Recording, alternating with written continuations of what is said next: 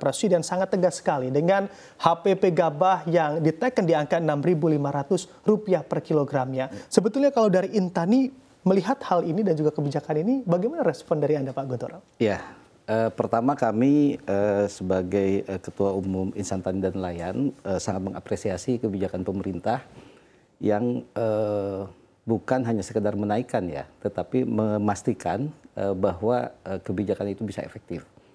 Jadi harga 6.500 adalah harga gabah kering panen dengan kondisi apapun. Artinya kondisi yang di situ petani punya dispensasi supaya gabahnya bisa diserap oleh masyarakat. Di satu sisi peran Bulog juga kelihatannya dikembalikan hampir seperti dulu ya. Bagaimana Bulog menjadi anchor atau menjadi tulang punggung untuk menyelamatkan hasil panen petani. Mudah-mudahan ini efektif. Jadi ini sangat baik sekali dan petani menyambut kabar baik ini dan kita juga mengapresiasi Bapak Prabowo yang sangat tegas bahkan mengingatkan nggak boleh ada yang main-main di sini. Gitu. Nah cuma memang bukan hanya harga yang perlu ditata, tetapi juga supply chain-nya. Tata niaga gabah mulai dari sawah sampai ke gudang sampai ke pabrik penggilingan itu mungkin perlu penataan yang lebih strategis karena rantai pasoknya kan sangat panjang saat ini sehingga kemarin itu ketika rantai pasoknya panjang yang tertekan adalah petaninya gitu kan, karena di sisi lain harga jual eceran juga kan harganya ditentukan. Nah sekarang bagaimana bisa rantai pasok ini diperpendek, kedua juga mungkin ada insentif-insentif yang terkait terutama logistik ya. Jadi kalau kita bertani misalnya Intani punya binaan di ujung genteng sana, ujung genteng itu Sukabumi Selatan, nggak jauh dari Jakarta, ngirim ke Bulog yang ada di Kelapa Gading gitu kan, itu perjalanan udah sekitar 7 jam. Dengan akses kendaraan mungkin sampai ke pertanian nggak bisa kendaraan besar, nah ini yang membuat high cost. Jadi ini yang perlu dikembangkan. Nah salah satunya adalah bagaimana kita bisa menghidupkan kembali koperasi-koperasi di desa. Kalau dulu ada KUD, mungkin sekarang kita reformasilah KUD-nya menjadi koperasi desa modern gitu kan. Kemudian dia yang mengepul tahap pertama di petani, nah kemudian nanti perusahaan-perusahaan penggilingan emas itu ngambilnya dari sini. Sehingga ketika diambil jumlahnya pun masuk skala ekonomi, kedua juga akan memudahkan akses dan transportasi. Itu mungkin Bapak. Oke, supply chain-nya Anda katakan masih sangat panjang begitu ya, walaupun secara harga gabah ini respon yang cukup baik dari petani. Saya akan tanyakan juga ke Pak Rohmin.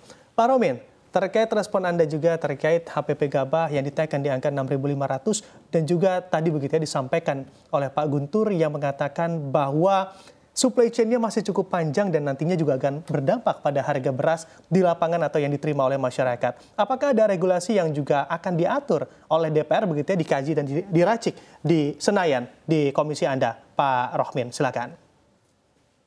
Iya, pertama karena tujuan utama dan pertama dari pemerintah untuk menetapkan HPP adalah memastikan bahwa harga jual itu dari petani itu lebih besar daripada ongkos produksinya. Jadi memastikan petani sejahtera, maka kami seluruh anggota Komisi 4 dan pimpinannya sangat mengapresiasi Presiden Prabowo dan pemerintah saat ini untuk menetapkan HPP gitu ya. Dan pastinya karena kami Komisi 4 DPR RI mendapat informasi dari Kementerian Pertanian, dari Bulog dan dari Bappenas bahwa penetapan HPP sebesar 6.500 untuk gabah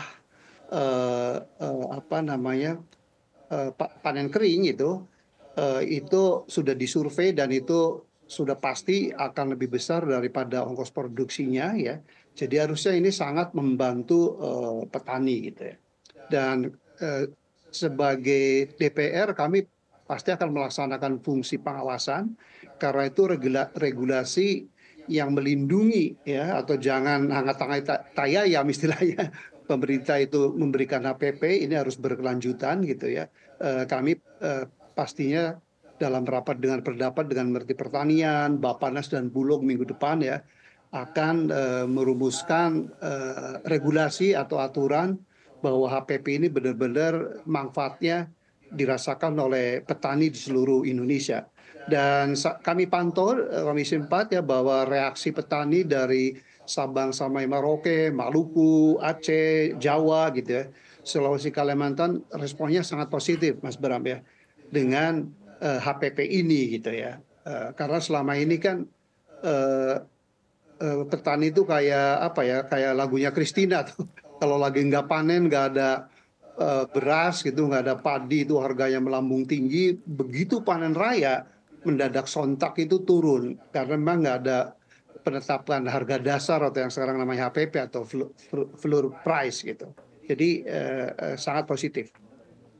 Oke, baik. Tadi juga dikatakan oleh Pak Guntur, Pak Romin, yang mana mengatakan bahwa memang supply chain-nya hingga saat ini masih terlalu panjang dan ongkos produksinya pun menjadi lebih tinggi. Sehingga nantinya beras diterima oleh masyarakat ini harganya juga masih cukup tinggi. Bagaimana Anda melihat hal ini? Apakah ada solusi yang perlu dibenahi dalam rantai pasok beras kita? Ya sesungguhnya sejak zaman Pak Harto dulu program Bimas yang mengantarkan kita pada swasembada beras gitu ya.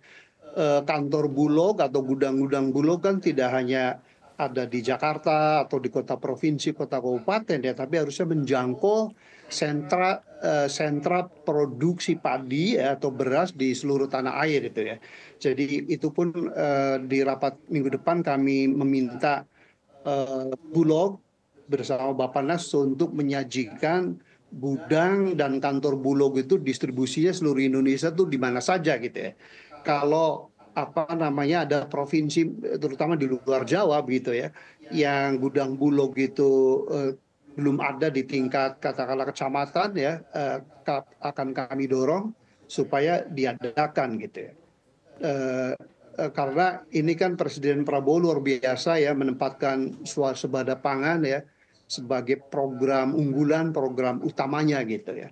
Jadi berbicara soal swasembada pangan, kami di Komisi 4 sudah memberikan direction kepada pemerintah, Menteri Pertanian, Kepala Bulog gitu ya, kemudian Kepala Bappenas bahwa yang dimaksud swasembada itu bukan hanya produksi pangan lebih besar daripada permintaan, tetapi yang kedua pastikan petani, nelayan, peternak dan produsen pangan lainnya di tanah air ini hidup sejahtera.